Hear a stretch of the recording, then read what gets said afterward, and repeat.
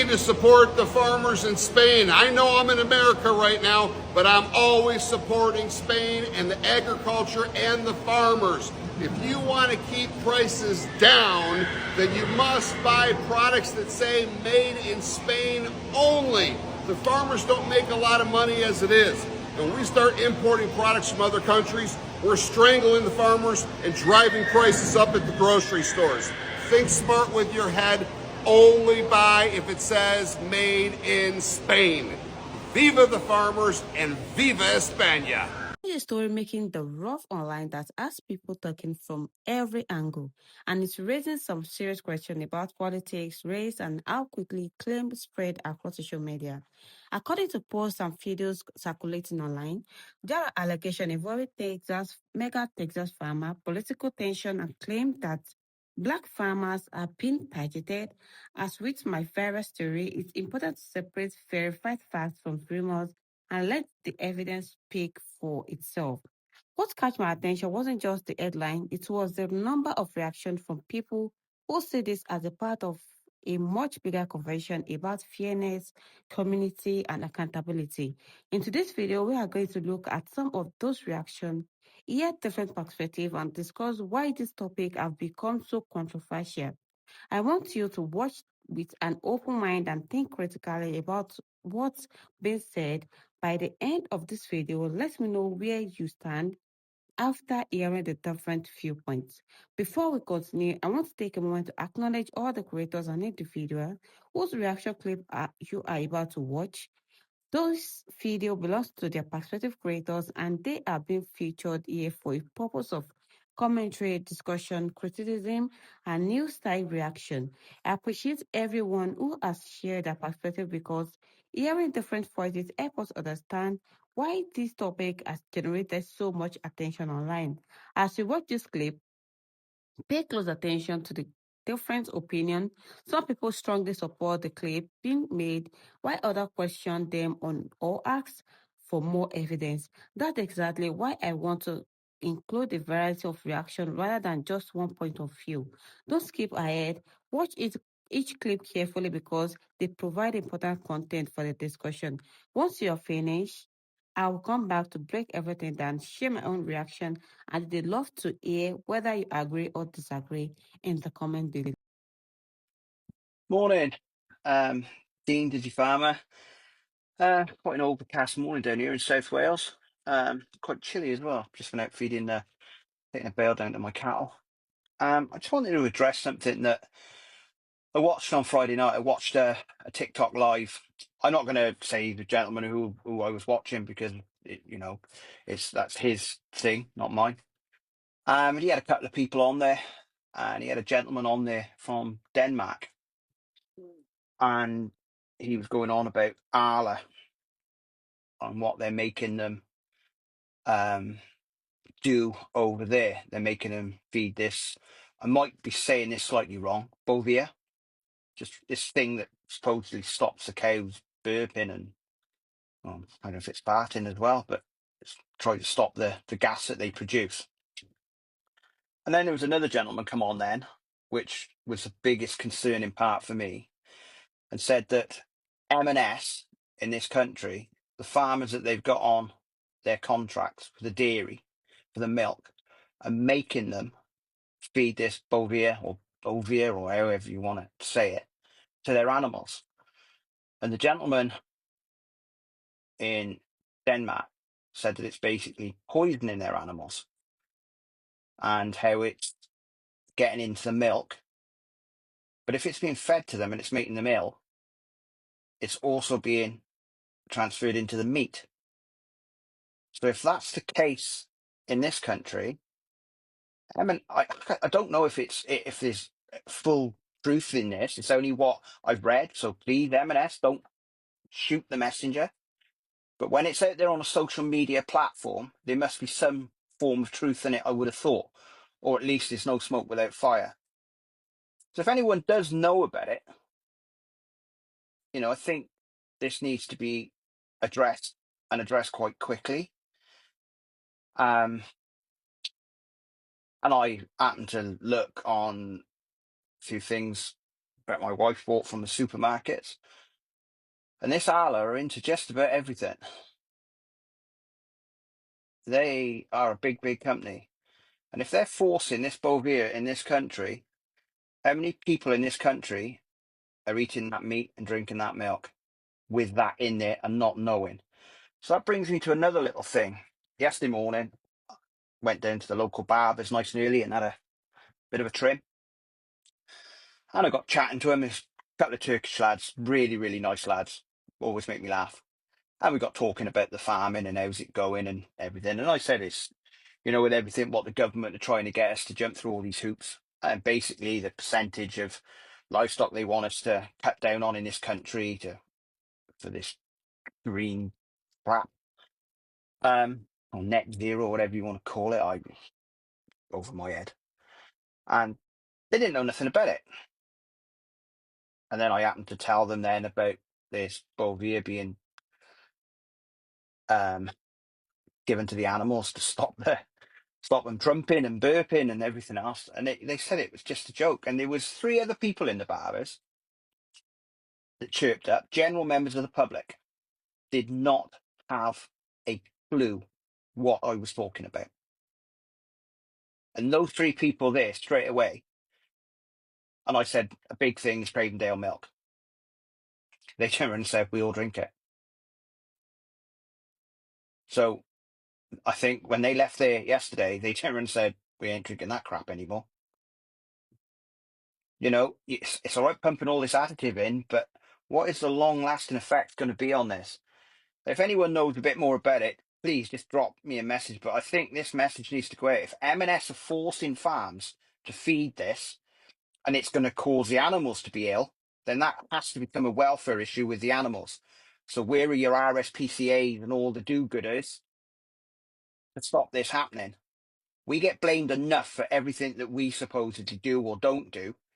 I think it's time these bigger companies get held accountable for what they're doing. It is a Sunday, and that's probably my little rant of the day, but it's preyed on my mind since I heard about this on Friday. But if anyone else knows any more about it, please just drop me a like, because I am genuinely interested of, what is going on. Thanks for listening, folks. Enjoy the rest of your Sunday. I just hope this murky old weather starts to lift, and it should be a nice day. Thanks for listening. Great news for those of us with historical knowledge. USDA projects that American farmers are going to harvest the fewest wheat acres in almost 150 years. Yes, a century and a half. Now, as a weather nerd, I know exactly what happened in 1877. 1877 featured the most intense El Nino we had ever recorded, and it is the closest analog to what we are going to be experiencing over the next 2-ish years today. Somewhere between 30 and 60 million people died during the ensuing famines, which was about 5% of the world's population at the time. 5% of the global population today would be well over 400 million people. Put it another way, that would be the entire US. One of the researchers of the paper that I shared said that the famine was arguably the worst environmental disaster to ever befall humanity. I will say scientists have some disagreement over what caused the poor drought harvest in particular. It seemed to just be everything. The North Atlantic Ocean was exceptionally warm that year. It was the warmest year it had ever had. The Indian Ocean was also very warm. And you had the El Nino. And the Pacific was really cool as well. Now, how are global ocean temperatures doing right now? Well,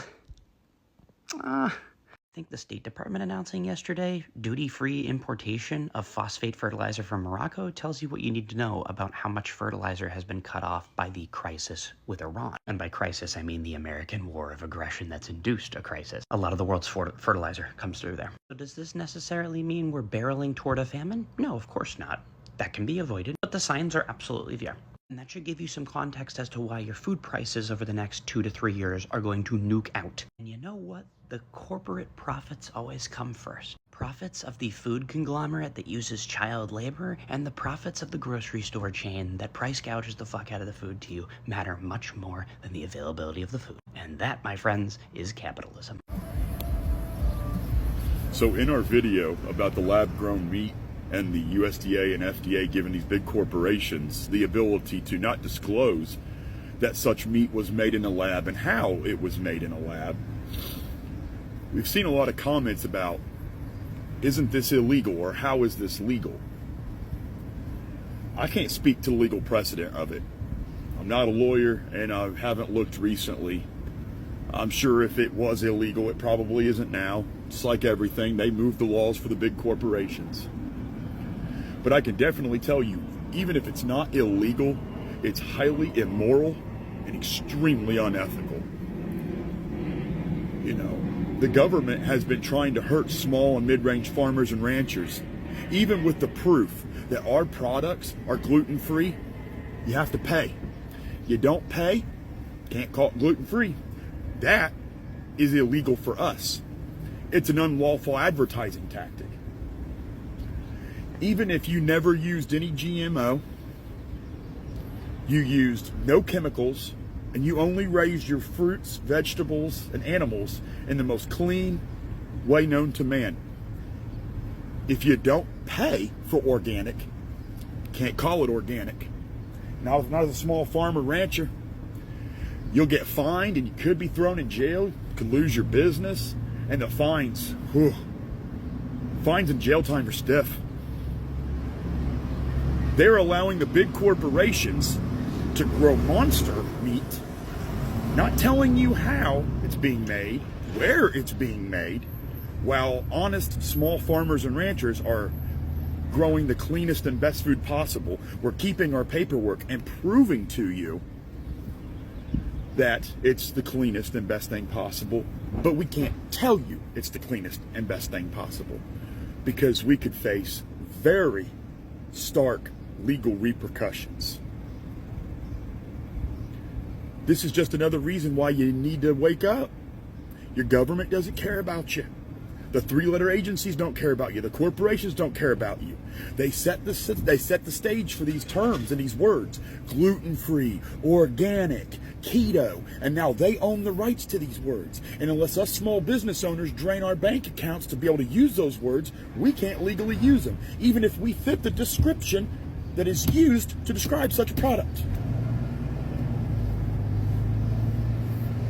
The level of determination that has been dedicated to try to ensure that Black Americans do not thrive is not by accident. And that is the reason why Black farmers are being shut out again. While the Trump administration rolls out financial lifelines for white farmers, Black farmers are being left out, overlooked, and pushed closer to extinction. And if it weren't for people like John Boyd Jr. sounding the alarm, this story would stay buried in the soil. Let's talk about history. Black farmers once owned 14% of United States farmland. Today, less than 1.3%. How, Sway? I'll tell you. Generational land theft, discriminatory USDA policies, and a long history of being denied access to the very tools white farmers receive as default. And now, in 2025, the Trump administration is doubling down, offering federal farm credits, subsidies, and contracts almost exclusively to white farmers. And they're doing it in broad daylight. John Boyd Jr. has entered the chat. My name is John Boyd, founder and president of the National Black Farmers Association. John Boyd Jr., a fourth-generation American farmer, is out here telling the truth. You need to rise up and speak out now, not later, because if we don't, they're going to continue to take this country down a pathway that is going to take decades to get away from. He says it clearly. It's not that we don't want to farm. It's that the system doesn't want us to succeed. Let's be clear. This is not about charity. This is about fairness, about access, about survival. The federal numbers don't lie. In 2021, the Trump administration handed out $26 billion in pandemic farm relief. Black farmers received 0.01% of this relief fund. And in 2025, with new rounds of credits going out, the same pattern is repeating. White farmers are getting bailed out. Black farmers are getting boxed out. I'm looking for $5 billion in debt relief, and I'm asking the Federal Court of Appeals to reverse the decision and grant 17,000 Black and other farmers of color 120% debt relief. The stakes are higher than food. This isn't just about crop yields or subsidies. This is about land, food justice, generational wealth, and the right to live and work with dignity. Black farmers aren't asking for special treatment. They're asking for equal footing. We can't keep letting politicians toss our people aside. side while offering refuge and resources to others, not because they're in greater danger, but because they fit a preferred political narrative. If we care about sustainability, food security, or economic justice, we cannot leave Black farmers out of the conversation. Their legacy is American history. Their land is American land, and their fight deserves our full support. I don't care what they say. I'm not going to stop fighting, and you should not stop fighting in this country. Peace, y'all.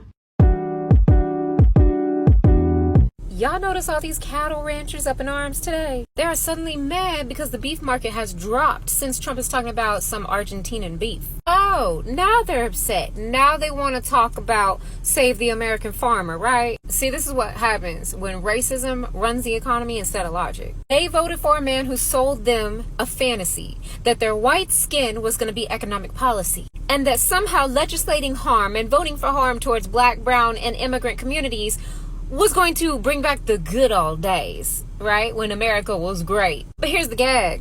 Capitalism don't love y'all either, boo-boo. See, Trump is not loyal to the American farmers like y'all thought he was. He is loyal to profit margins. What happened to all that? Oh, he's a businessman. He's a businessman. Y'all were excited about that. And if it's cheaper to import beef from Argentina than to pay y'all's fair rate in Texas, Kansas, Ohio, wherever, then baby, he's gonna sign and seal that deal and watch y'all's family farm fold like a cheap lawn chair at the county fair. See, they thought voting for Trump meant putting others back in their place. All they did was put themselves in a chokehold of their own making. Because hey, when you vote for oppression, baby, you don't get to choose who gets crushed first. That ain't how that works. See, that's what I mean when I say racism is expensive. It costs the worker, it costs the farmer, it costs the nation. See, they didn't realize they were sacrificing their own economy to feed their hatred. And now they're on here crying about losing markets, losing subsidies, losing land. And I can't even muster up a tear. Where was all this worry when it was our communities losing everything? So to all the Make America Great Again farmers, baby, welcome to the America you built, the America you voted for. America where greed don't know color and baby loyalty don't pay. Because Trump ain't y'all savior, baby. He's your landlord. Oh. The United States government has declared a food supply emergency. Now, it's not because of a hurricane or a drought that wiped out farmland. It's because officials are finally worried about the fertilizer crisis. Let that sink in for a second and share this with everyone. Most people don't understand why this matters, and it might already be too late. The first thing people need to understand, food shortages don't begin at the grocery store. This one began in February, far away from the shelves at a shipping lane halfway around the world, and it still isn't fully open. Fertilizer is one of the most important parts of modern agriculture. Without it, yields drop. Less production means less supply. Less supply means higher prices. And if the disruption continues long enough, shortages become a real possibility. What's concerning is that this isn't the first warning we've seen. Over the last several years, we've watched supply chains break down, food prices surge, livestock diseases spread, and transportation systems struggle. Now the government is taking emergency action to protect fertilizer supplies. I'm not saying panic. I'm saying you need to pay attention, because every major shortage starts with a problem somewhere upstream most people never get to see. The food system depends on fertilizer, fuel, transportation, electricity, warehouses, thousands of moving parts working together every single day. The first sign of a food shortage isn't an empty shelf. It's a government warning that something critical to food production is under stress. And that warning just happened. We have about 2 weeks before the shortages are going to start hitting your grocery store. And I don't say things like this lightly. I'm usually way ahead of what's coming. So please hear me on this. Everyone is talking about gas prices. And yes, gas prices are high, but nobody is talking about plastic. So look around you right now.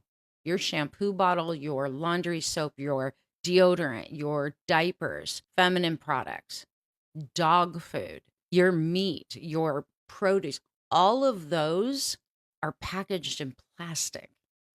And plastic is made from oil. With the Strait of Hormuz closed and the bypass ports hit too, things aren't moving. 40% of the world's plastic packaging goes directly into food and beverage. And plastic resin prices are already up nearly 60%. That's been since February. Aluminum prices are up. Think canned tuna, think canned goods. All of these things are happening. I'm not telling you this to panic you. I'm telling you this so that you can save some money. So here's what I've done, and here's what I continue to do. I am stocking up on 3 to 6 months of the basic things that my family uses daily. Things like dog food, shampoo, soap, laundry detergent, rice, flour, beans, non-perishables. Things we go through, though, every month. Even that tub of butter that you have sitting in your fridge. And it's, again, not because I think they're going to disappear in 2 weeks. It's because I'm not willing to pay double or triple or quadruple what they cost today. And hear me on this, those prices are going to hit those levels within the next few months. And people who wait will be very, very sorry. This isn't fear. This is math. Tell me in the comments, what are you going to stock up on first? If you want to go deeper on all of the things happening to us, the middle class, and how to survive it, I have a brand new podcast called Bernadette Gold Unfiltered. Links in the bio. But put in the comments, what is it that you're doing so that you're ahead of the curve? So them farmers really thought we was coming to get in them fields? Is that what I'm reading? Y'all really thought we was coming to get in those fields? It's funny when black people say stuff like over a year ago when we said that Donald Trump specifically saying that immigrants were coming over here to steal black jobs meant that him deporting them was supposed to open the door for us to get back in the fields. Of course, immediately, most people said, y'all are reaching. Now here we are. They are literally on Twitter, all over social media, complaining about the fact that we did not come into those fields. I get the unemployment rate is rising rapidly in the black community. I believe for us, it's about 7% compared to about 4.5% for just about any other demographic. But that also means that 93% of us have jobs. 93% of us are working. And 93% of us were never coming out into those fields to pick your stupid crops. Y'all are supposed to be the pick them up by their bootstraps people, right?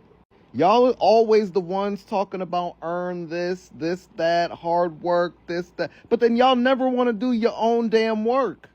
Y'all brought us over here, all right? We spent hundreds of years doing that stuff for free. We spent another 100 years after that with Jim Crow rights. We fought, bled, died, protested, did everything we possibly could to gain the rights that we have now. We live in this country, we work, we own businesses. We are not going back to your fields. Can y'all just let that shit go? Like, can y'all let it go? It ain't gonna happen. And there's nothing you're gonna do to make it happen. You don't got the numbers. You don't have the manpower. We're not going back. The experiment failed, okay? And now guess what's happening? Food is rotting in the ground because y'all really thought we was coming back out there. So I was on YouTube and I came across this video claiming that white farmers are outraged that black people do not want to work on their farms. And I thought it was fake because I was like, this has to be like clickbait or whatever. So I searched and I came across Facebook, and y'all, the comments were wild. I still wasn't sure if it was real. So I tried to go to the staffing agency's website, and y'all, apparently so many people went to their website that the website crashed. So I figured, okay, maybe this is actually real. So they're basically offering $11 an hour to pick blueberries, 9 to 10 hours a day, 7 days a week, from May to July in Louisiana heat. Now, I never heard of Laranger, so I decided to look it up real quick. So here's some info. And just so you know, my source is this website called places.us.com. So anyway, livability is a C-. Population is less than 6,000.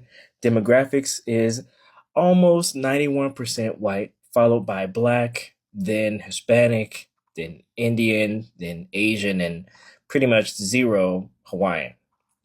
I saw that they voted Republican in 2020, but it probably doesn't take a genius to guess how they voted in 2024.